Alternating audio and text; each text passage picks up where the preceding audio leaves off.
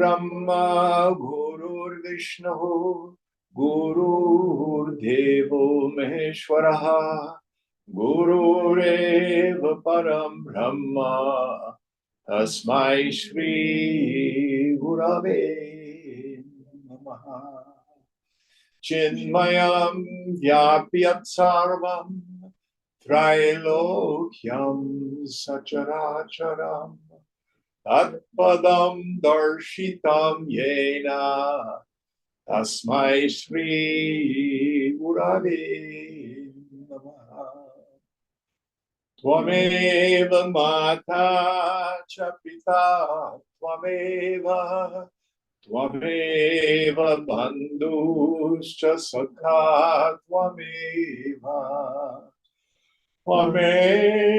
Vedyat Ravitam Tvameva Sarvam Mama Deva Deva Tvameva Sarvam Mama Deva Deva Jai Guru.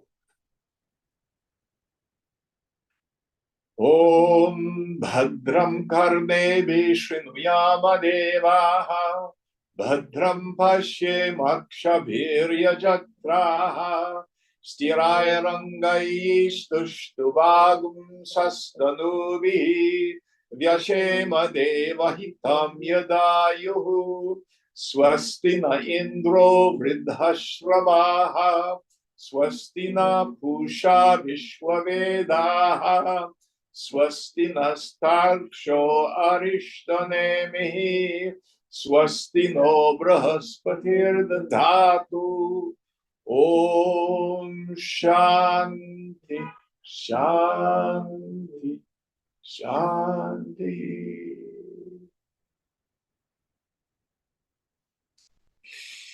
So we are in the fourth question. Chatush Prashna. And we are discussing the deep sleep state, where the mind is absorbed in the unmanifest, the avyaktaha, and in it experiences bliss. Last week we went deeply into what is happiness. So the mind, when it's projecting with kama, craving, spriha, longing, bhaya, fear, lobha, anger, all these extroverting qualities, and most of us not even realizing it, run around with a low grade level of restlessness and discontent. This is our vasana pressure. This robs us of the experience of happiness. We think getting what I want is going to make me happy. Getting what you want just gets you what you want. There may be a momentary hit, but it passes.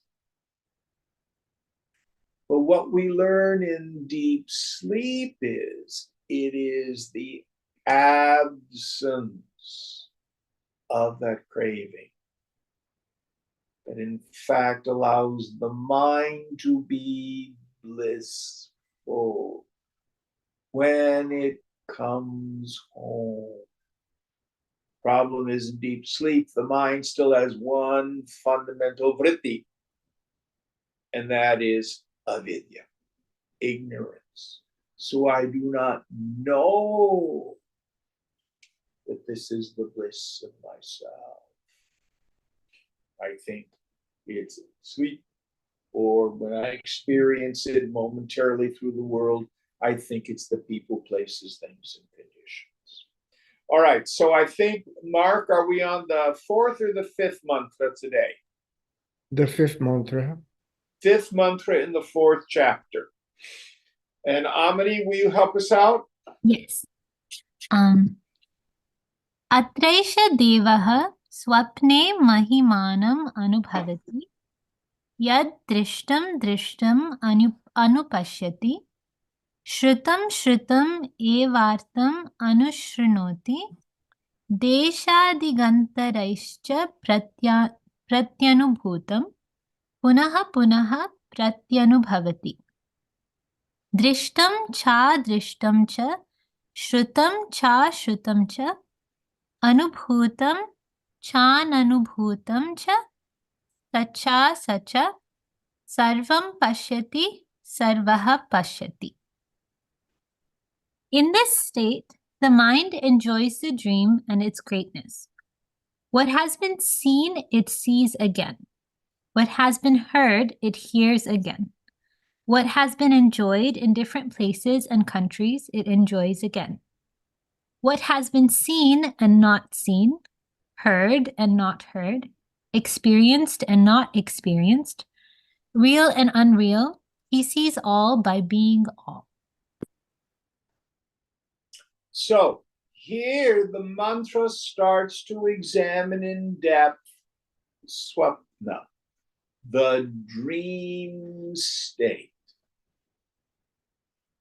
And what it's saying is, in the dream, we experience the undigested impressions of the waking state.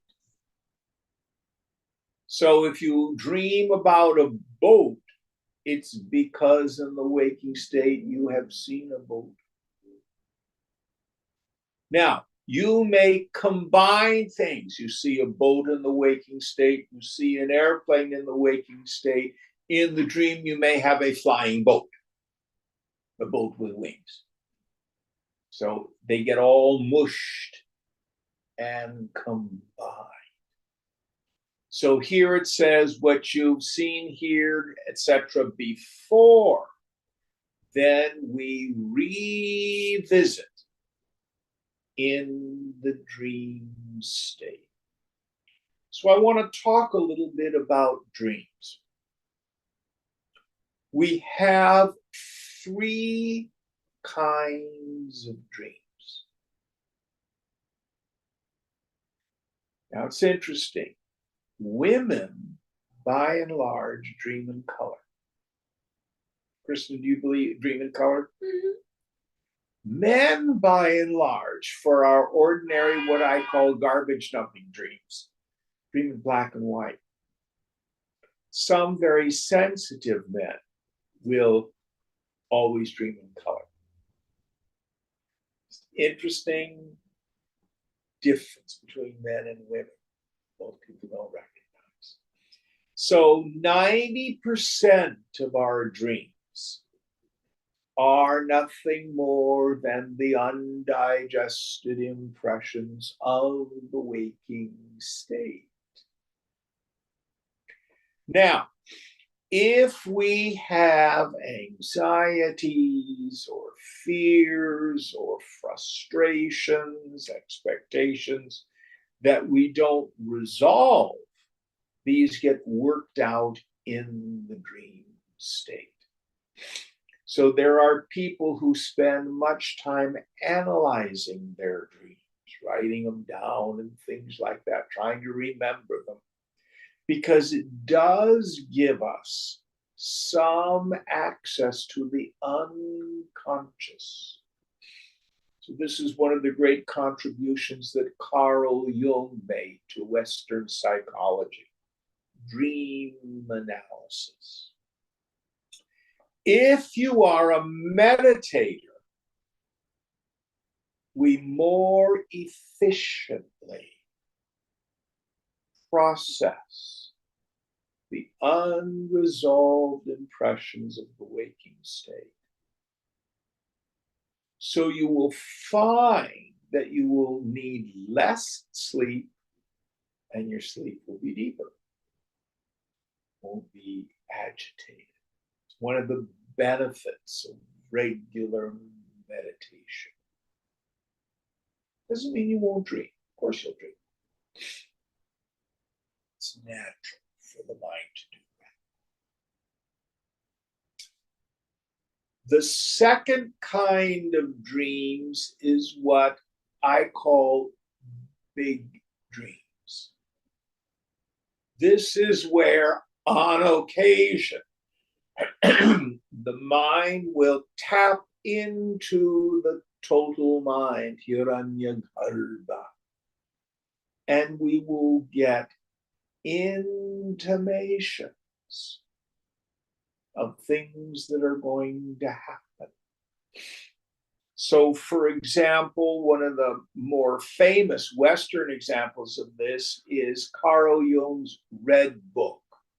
I went to a series of lectures a couple of years ago on this.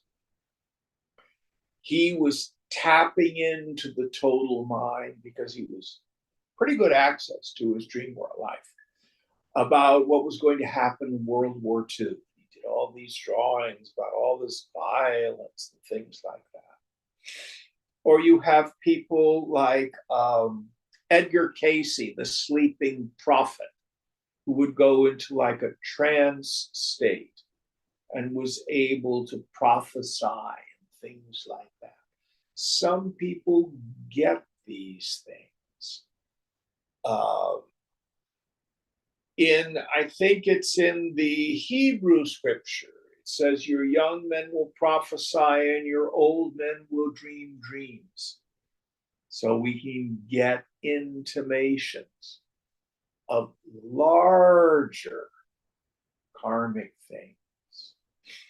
Third kind of dream is when sometimes an ascended master will come and visit us. And we get real teaching in our dreams. But again, 90%, maybe 99% of our dreams are the first kind, which is what the mantra is addressing. They are the impressions of the waking state, which are left in the mind, that are undigested, and then come out in swapna, the dream state. Any questions about dreaming? Next mantra. स यदा तेजसाभिभूतो भवति अत्रैष देवः स्वप्नान्न पश्यति अत तदैतस्मिन्यशरीर एतत् सुखं भवति. When this mind is overpowered by light, then in that state, the mind sees no dreams. At that time, bliss arises in this body. So here, when it is overpowered by prakash, light, then there is no dream in this body. There are two ways to interpret this. When the mind is folded up in deep sleep, but a deeper understanding is what happens in what we call samadhi. Nirvikalpa samadhi. Nir means without, near or nis. Vikalpa means a perturbation, a movement. Sama equal the mind. Absolute quiescence of mind with no vrittis, no perturbations at all, no vas. So even the ignorance of deep sleep is gone. The mind is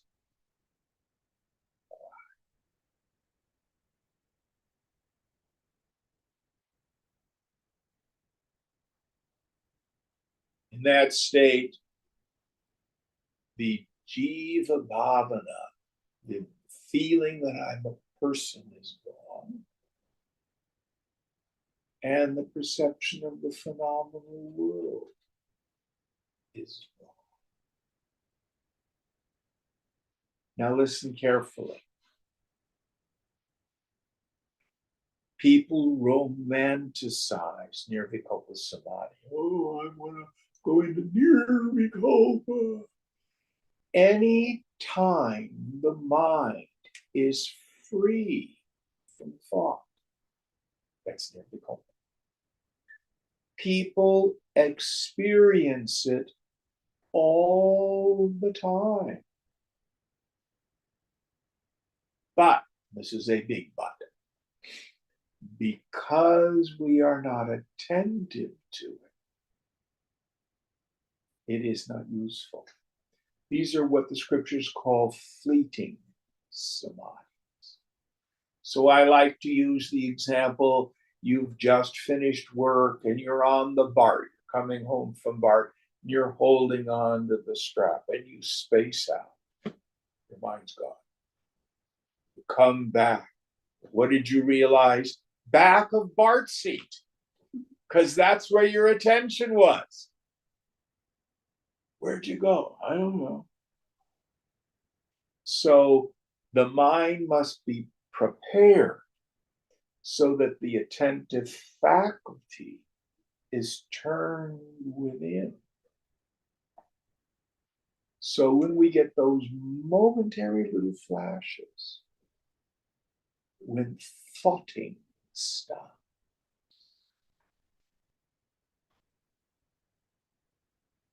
the nature of the cell as prakash, as the light of pure awareness is evident. Now listen carefully. You're not going to see a light. That's not what the mantra means. It means here the light of awareness.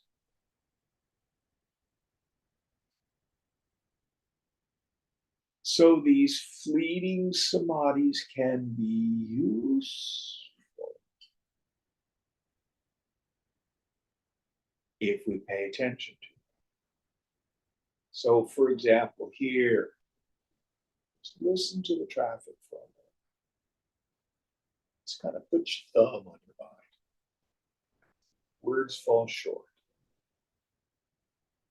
See if you could notice who hears the traffic.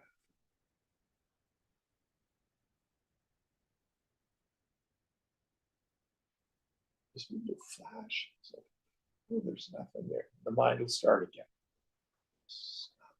Am I making sense? Yes, no? Mm-hmm. So these are fleeting samadhi. Now, when all the vasanas have been exhausted, everything thunders to a stop. And effortlessly, all personal sense of self is gone.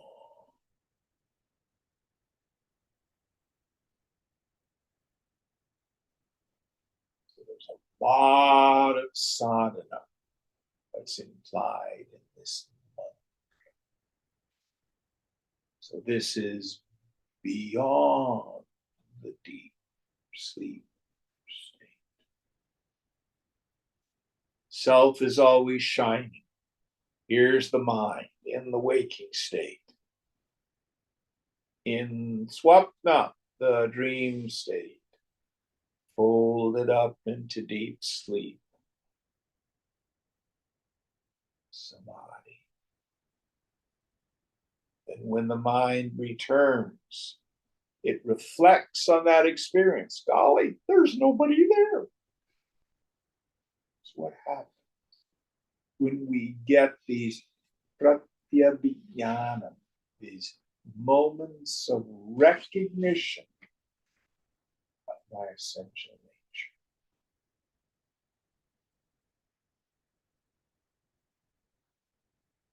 All right. Questions about this out in Gatadrishta Loka? Actually, Jim, I had a question. Yes, ma'am. So whenever well, at least in the past when I've heard about Nirvikalpa, you also hear about the other two, right? So Sahavikalpa and then Sahaja. Yeah. So then given that demo you just did with your hand, then what is Sahavikalpa? Like I'm assuming Okay. Sahavikalpa happens while you Let's go more deeply into it. Okay. So Savikalpa means equanimity of mind while there's still the perception of the world. Some scriptures will use the term Savikalpa Samadhi to mean Sahaja Samadhi. So the terms are loose, but Shankara will say Savikalpa is what we would say, what I would say when we hear in class and you tune up the mind. The mind gets very still, this deep introversion. You're tuned up and you have the sense of the space of awareness, but you're still practicing. Now, you can't really practice nirvikalpa. That's like saying practicing sleep. All you can practice is getting sleepy. So this is keeping the mind tuned up in meditation all the time. This constant and steady identification with the self. This burns the vasanas, burns the vasanas, burns the vasanas. When all the vasanas are burnt, the mind slips into nirvikalpa. Now, the Hatha yogis have what we call a jada samadhi. Jada means inert, where you can huff and puff and huff and puff. And then what you get is, I see nothing. But the personal sense of self is still there. It is the annihilation of the vasanas that eliminates that personal sense of self. Now, sahaja samadhi, natural or continuous samadhi, is equanimate, equal to the state of jnana, knowledge, meaning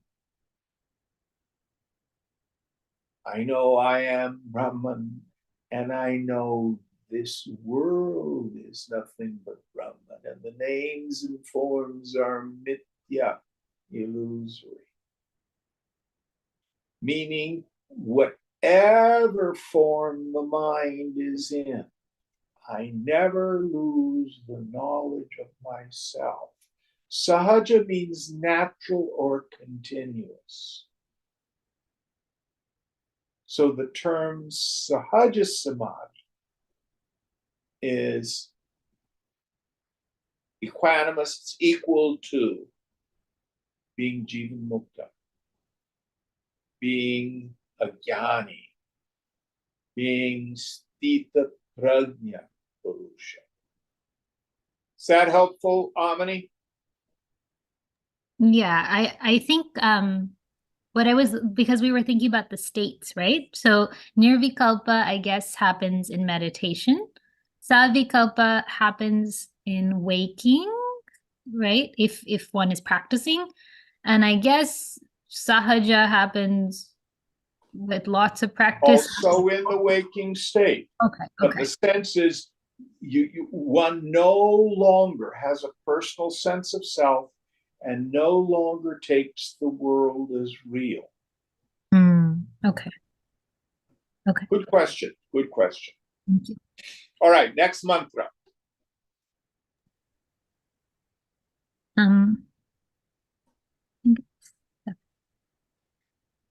Sayata Soumya Vayamsi Vaso Vriksham Sampratishtante Evam havai tat sarvam para atmani sampratishtate.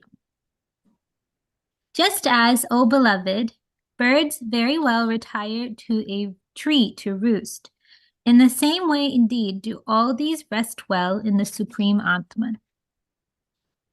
So, again, there are two ways to interpret this. So, at night in deep sleep, all the various movements of the mind and the senses retire into the unmanifest of Yaktaha.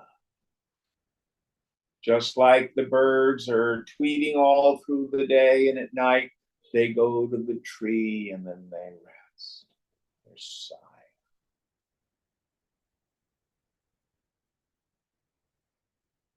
But another interpretation of it is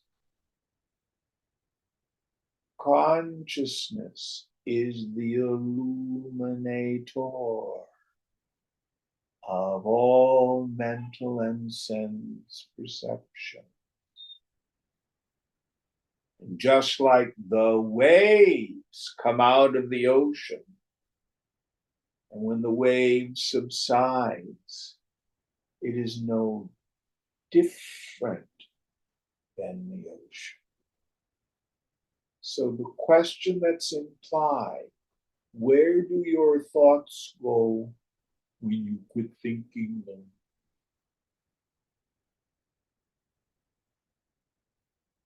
They arise out of silence, exist.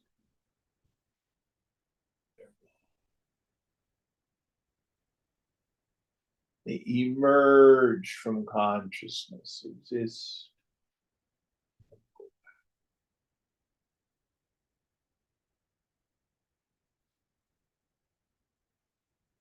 You don't think the same thought twice. You think a similar thought sometimes. Not the same.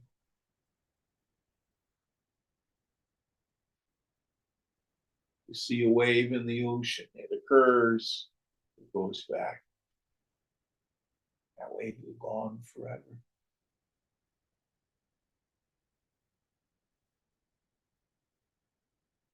So here we understand both microcosmically and macrocosmically.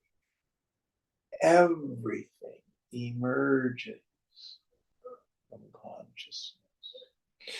At the end of class, we have a Shanti mantra that we chant. The Om Purnamada Purnam Adaha. Adaha means that ultimate reality. It is Purnam. Purnam Idam. Idam means this, and it refers to the phenomenal world, gross and subtle. Purnat Purnam Udachite. From the fullness of that, the fullness of this has issued forth, proceeded forth, emerges. Microcosmically, thought, feeling, perception, egoism, waves out of consciousness.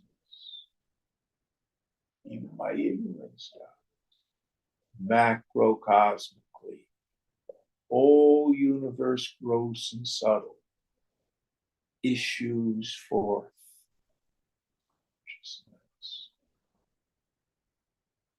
Purnasya Purnam Adaya. When from the fullness of that, the fullness of this is taken away. Microcosmically, when I wrap it all up in deep sleep or in samadhi, Purnam eva avashishyate. Fullness alone.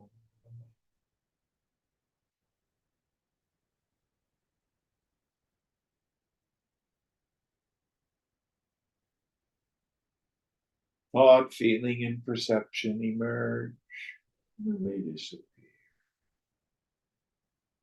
Don't take them as real. It's not a root. Something there is that is sthita, still, established. Kutastha. Kuta is like a mountain, never moves. The weather goes all around it. It is still. You, permanent, eternal fact. Everything just passes by.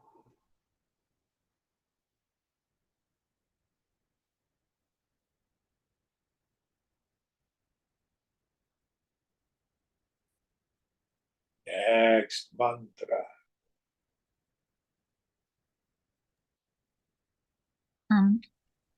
पृथ्वी च पृथ्वी मात्र चपश्च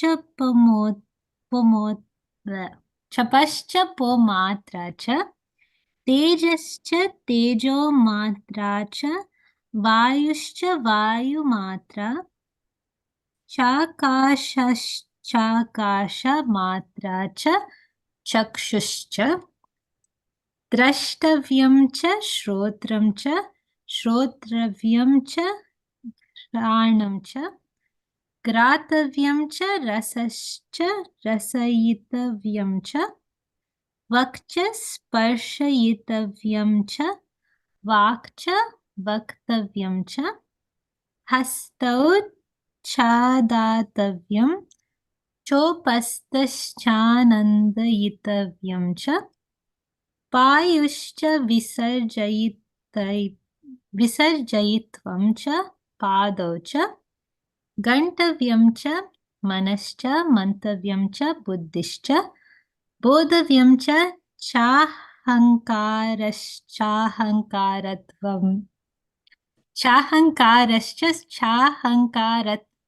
च चित्तं च चेतयितव्यं च तेजश्च विद्योतयितव्यं च प्राणश्च विधारयितव्यं च. All right. The earth and its subtle element, the water and its subtle element, the fire and its subtle element, the air and its subtle element, the space and its subtle element, the eye and what can be seen, the ear and what can be heard, the nose and what can be smelt, tongue and what can be tasted, the skin and what can be felt, speech and what can be spoken, the hands and what can be grasped, the feet and what can be walked on, the organs of generation and what can be enjoyed, the organs of excretion and what must be excreted, the mind and what must be thought of, the intellect and what must be determined, the ego and its objects, chitta and its objects, the light and its objects, the prana and everything supported by it. All these rest in the state of sleep like birds in their nest. So here we have the analysis of the phenomenal world and the individuality. So let's parse it and see what are all the elements that the Upanishad is talking about. So the first idea, please, Amini. The earth and its subtle element. Okay, so we're going through all 5 of the tanmatras, the elements: earth, air, fire, water, and space or ether. This used to drive me bananas in my early days of study because I thought it was just crappy science. Earth is not an element. Helium is an element. Hydrogen is an element. Oxygen is an element. And I didn't understand what the scripture was talking about. What the five elements are, they have a gross and subtle form. The subtle form goes through what we call the Pancha Karana, the fivefold division and subsequent recombination to become grossified. Set that on the shelf for now. We'll talk about what it actually means. But the tanmatras have to do with Vedanta's notion of perception itself.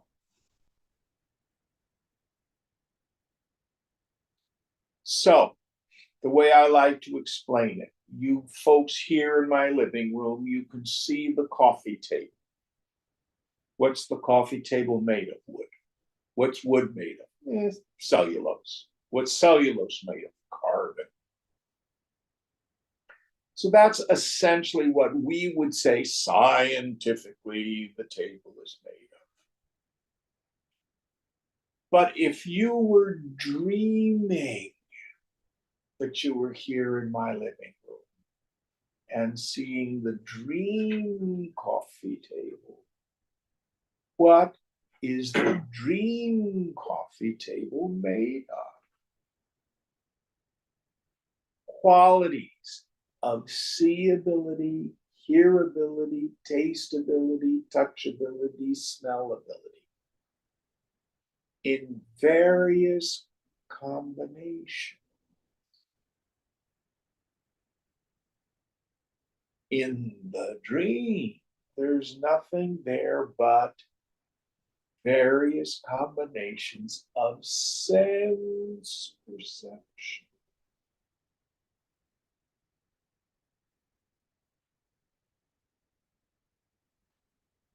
And it is the chitta, the stuff of mind itself, which refracts into knower, knowing, and known in the dream. So in the dream, you can see, hear, taste, touch, and smell. And it's the same mind that comes eyes, ears, nose, tongue, and skin, hands, feet, tongue, anus, and genitals, and the world of objects, emotions, and thoughts perceived. Even my ego shows up in the dream state. In the dream, I had the wildest dream the other day. I was riding my motorcycle through this wild stone structure that was in San Francisco. I had all these perceptions, and I could boom, boom, boom my motorcycle. I used to have a motorcycle when I was young.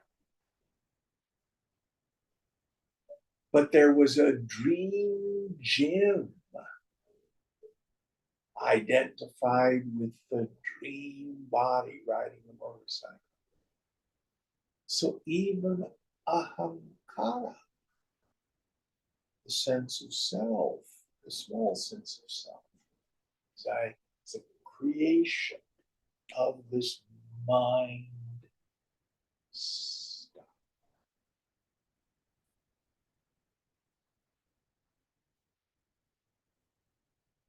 What the Upanishad is saying is this waking state reality is not fundamentally any different than the dream world. Both are folded up into deep sleep. Like all the Tweety birds retiring to the tree.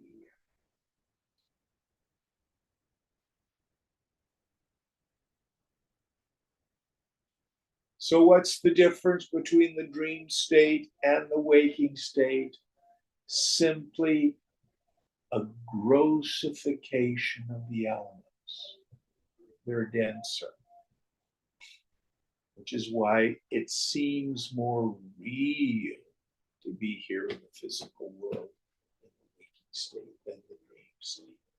It's the only difference.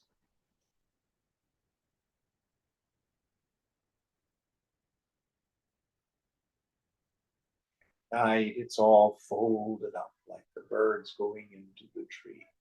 It also disappears in samadhi.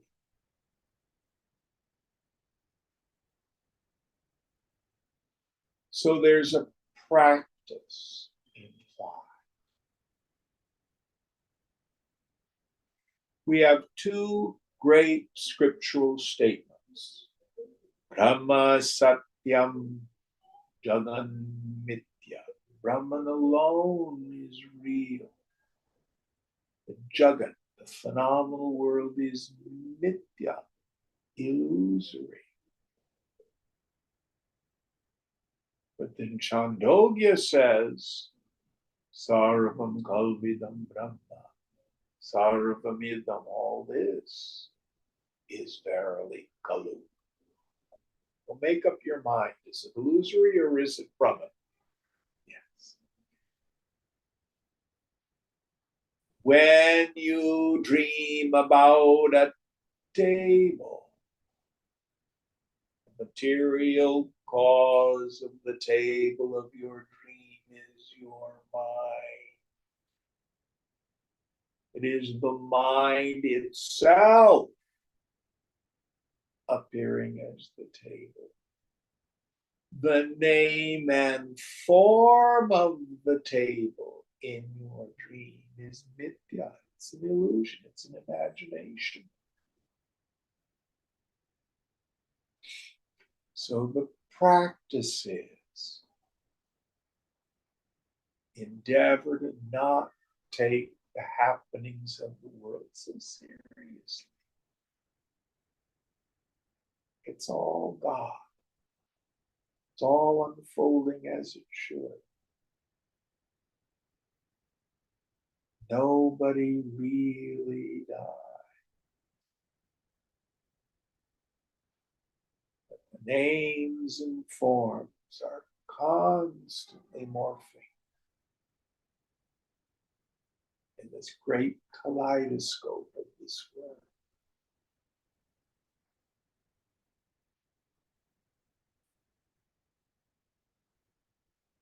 Brahma Satyam. Consciousness is real. Names and forms of the phenomenal world, just imagination. It's all okay.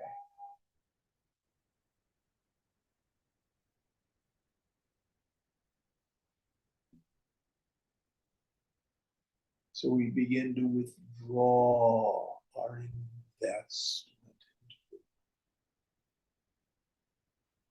Don't sweat the small stuff. It's all small stuff.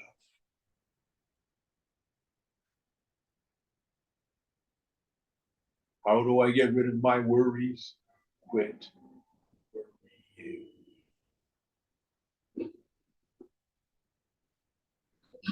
The foolish person doesn't take life seriously. The intelligent person takes life seriously. But the wise person seriously doesn't take life seriously.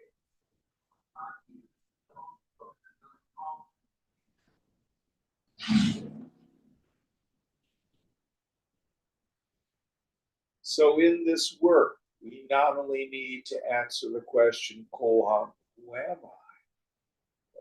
What is this world? How has it come about?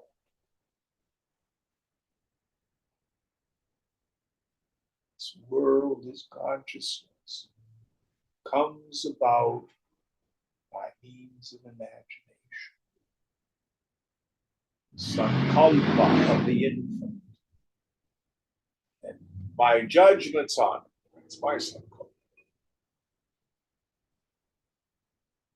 All right, next mantra.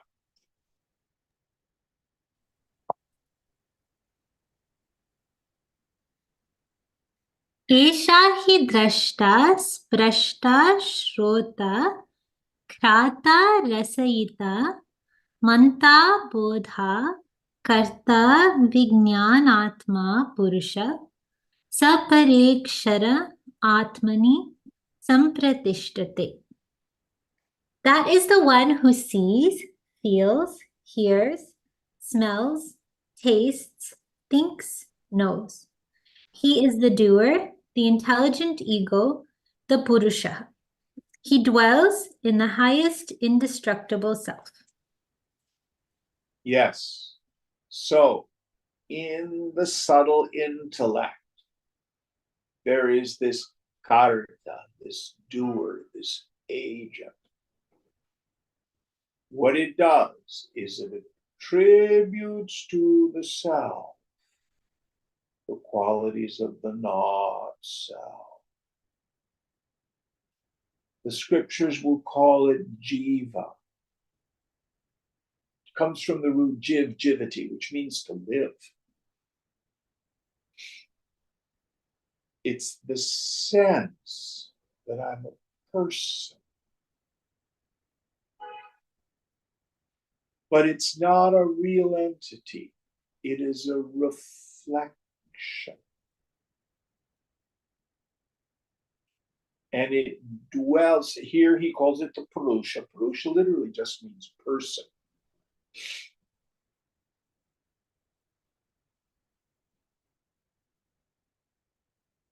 The other terms that are used are chid abhasa, the reflection of consciousness, chit chaya, the shadow of consciousness. Shankara uses a very famous metaphor, thinking of 6 jars of water. And it's full moon. You got to think of it's a warm night in Kerala, so everybody's outside catching some breeze on the portico, and the ladies have brought these great big gatas, these jars full of water. See the moon up there in the sky. But if you look at the 6 jars of water, you see 6 moons in the jars. Is there really a moon in the jar? It is the water itself which has the quality of reflection. The gata, the jar, is like the body. The water is like the mind.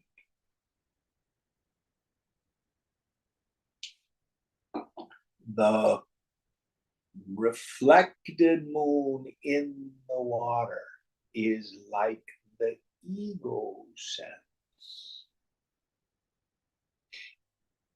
The moon in the sky is like the self.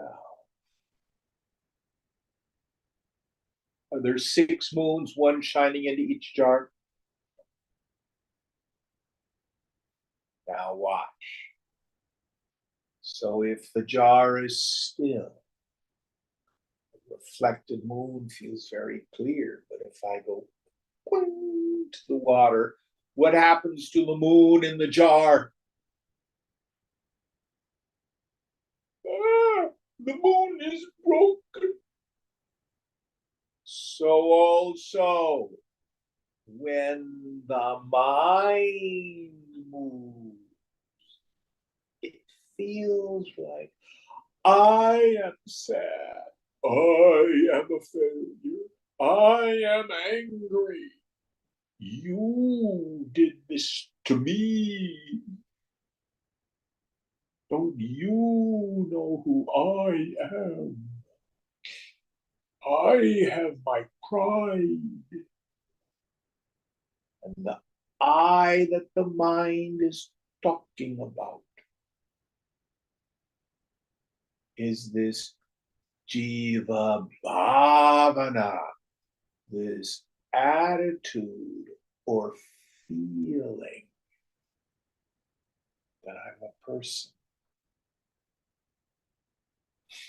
Now, this reflected self caught in the web of thought has luminous qualities.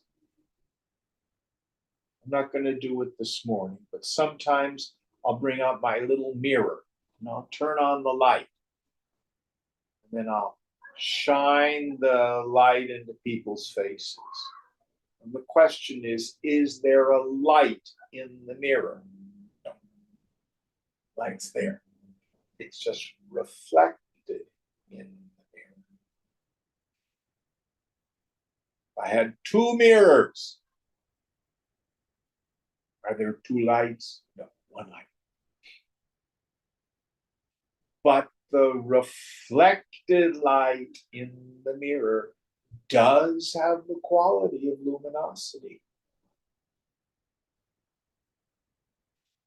So it seems like I, Jim, see things that are different than the things that Kirsten sees or that Santosh sees. But the seer, what is beyond the chit abhasa, the reflected consciousness, the chit chaya, the shadow self, ahankara. Aham simply means I, first person pronoun. Kara comes from the root kri, to make or to do. We get words like karma, action, karana, cause, kriya, present time action. Ahankara is the function in the subtle intellect, in the vijnanamaya kosha, that attributes to the self the qualities of the not self and gives rise to the feeling that I'm a person. But it's not the self. And it's always an object of awareness.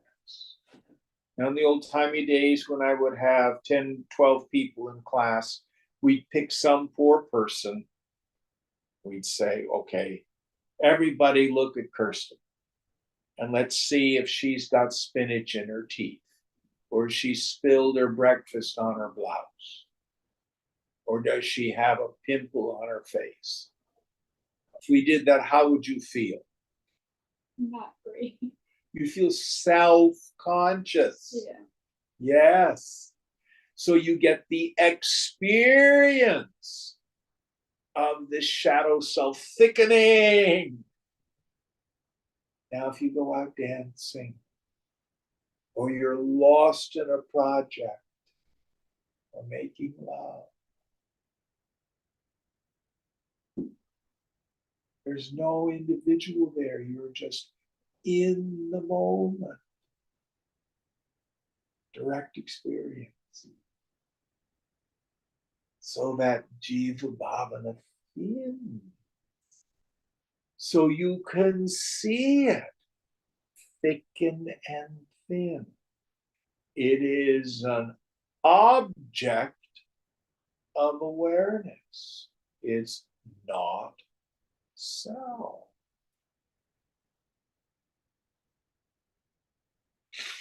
So this is the subtlest of discriminations.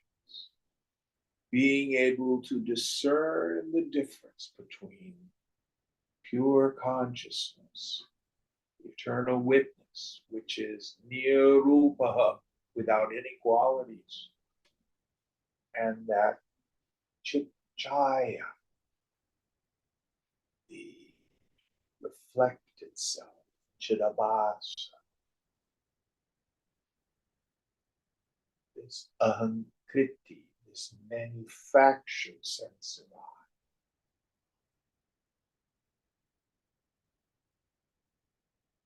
Now, if this is difficult to understand, just put it on the shelf. Some of you, oh, I get it. I see what the scriptures drive.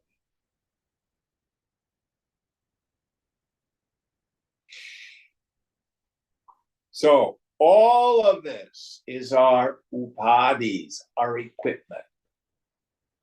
Elements of the not self. It's prakriti, it's nature. It is prana raimcha, just the interaction of energy and matter. It is not sentient. You are sentience. All of the not self is jada. One thought doesn't see another thought.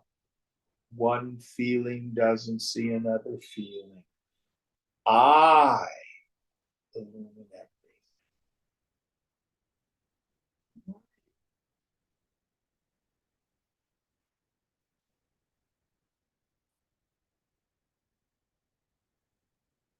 So here we have the teaching of the relationship between the tanmatras, the five elements, and how they're not really the ancients' misunderstanding of physics or chemistry, but they have to do with yoga's understanding of perception itself and how the phenomenal world is simply mind appearing as name and form. You don't have to believe it. Just be open to it. Any thoughts on this before we go on? Jim, I had another question. Please. So with the tanmatras, I know they're ranked from like most gross to most subtle, right? What was the gradation of that again? Oh, golly. Oh, it's okay, Veda. I was just curious because I think like air is subtlest, so I wanted to Yes, like yes. There is an order of, and I've forgotten it, okay, to be honest. okay, no worries. And for me, I didn't find that particularly important. I guess my question comes from I think there are some senses I feel make the mind extrovert more than others. So that's why I was curious, like if there's, if that means anything. Very good question. And I think that has to do with what we would say in modern language is our learning style. So you work with kids. I suspect some of them are far more visual. Yeah, visual, auditory, and kinesthetic, I think. Yes. Yeah. So visual, Agni, fire, auditory, Akash, kinesthetic, touch is Vayu, air. Right there, you have the gradation. Right. But I'm hesitant to say that one sense is more important than the other. Although the scriptures tend to say Agni, the fire, is the primary. Yeah, that's interesting because I can see how it could vary per person. Like somebody might be more extroverted by one sense or the other. I think for me, it's probably like the sight. I think that gets me out more. But yeah, it's just interesting. I'm a retired musician. I don't like background music Hmm. because it always grabs my attention. Hmm. It's not background. Hmm. Interesting. You know, people who like to put on some music on the radio while they're programming or Hmm. reading a book, Hmm. can't do it. Hmm. Interesting. I start listening.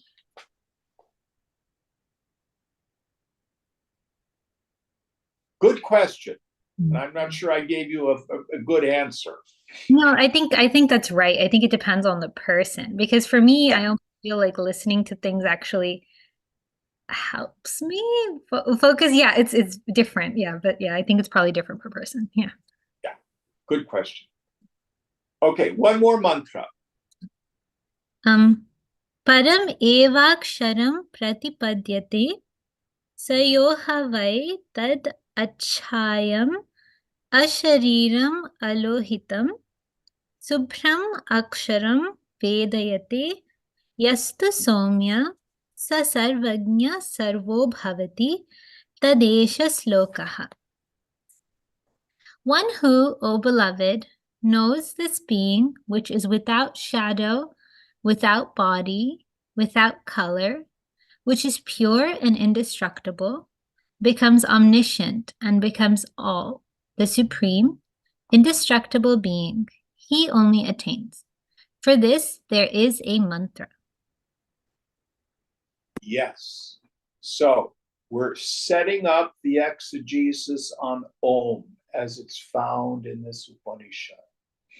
So, what the Upanishad is saying here is beyond the mind and its various permutations is the ultimate reality.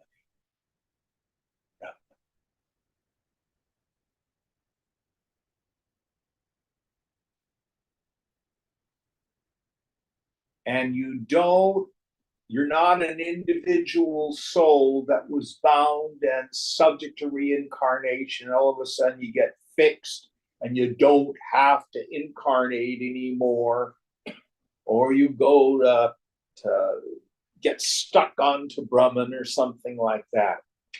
No, language falls short here. What we do is realize that we were never born in the first place. The Upanishads thunder the doctrine of ajati. The self is unborn.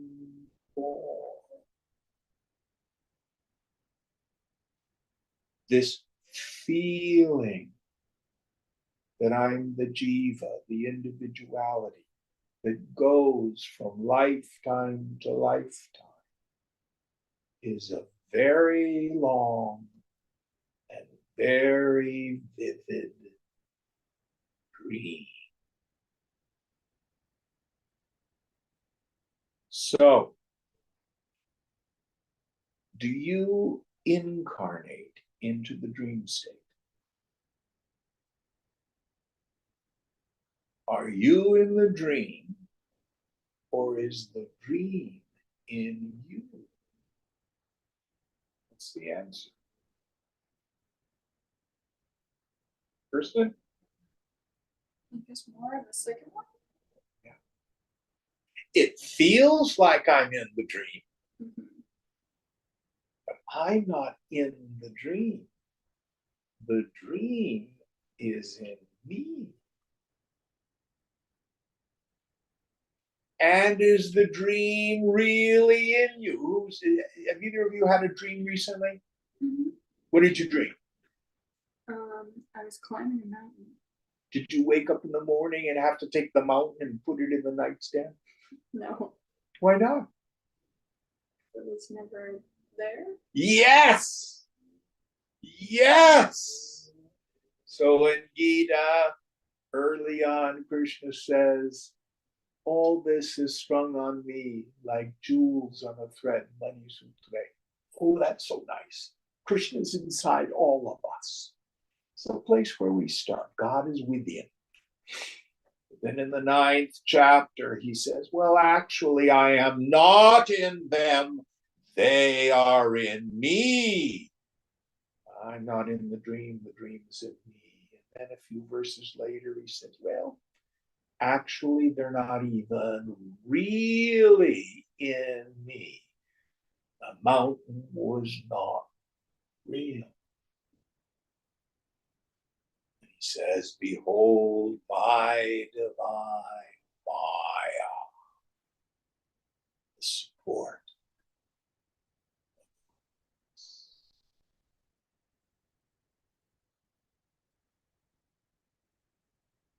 So here the mantra is pointing at that which is beyond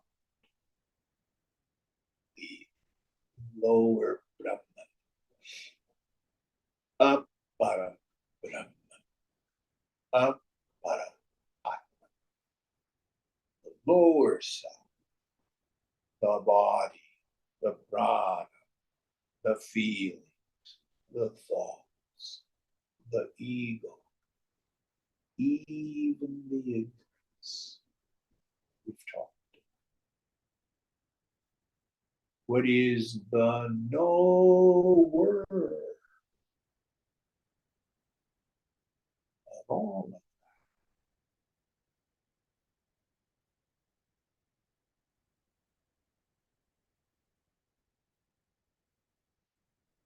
To understand that, we're going to talk about Pranava, Om, a great mantra. Om. So we'll end here. What verse are we on for tomorrow? Is this the end of the 4th Prashna? We're on 11, 11 for next time, but still on the fourth question. One more? There's just one more, yeah. Okay, we'll take it up next week. Om Purnamada Purnamidam Purnat Purnamudachyate Purnasya Purnamadaya Purnameva Vashishyate. Om Shanti Shanti Shanti. Hari Om Sri Guru Pyo Namaha. Hari Om.